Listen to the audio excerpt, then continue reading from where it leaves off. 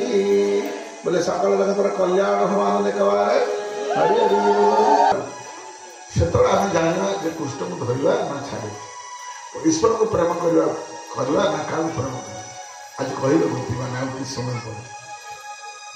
बोले भक्तवत्सल भगवान की भागवत महापुराण की भगवान का कीर्तन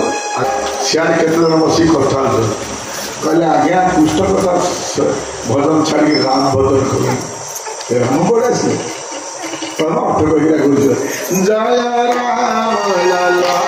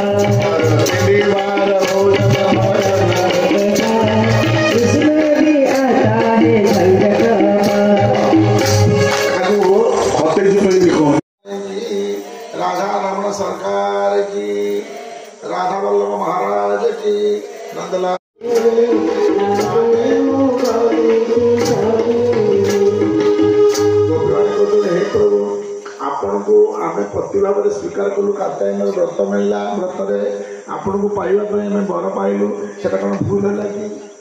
आम गलती काम कलु कि आम सन्देह रही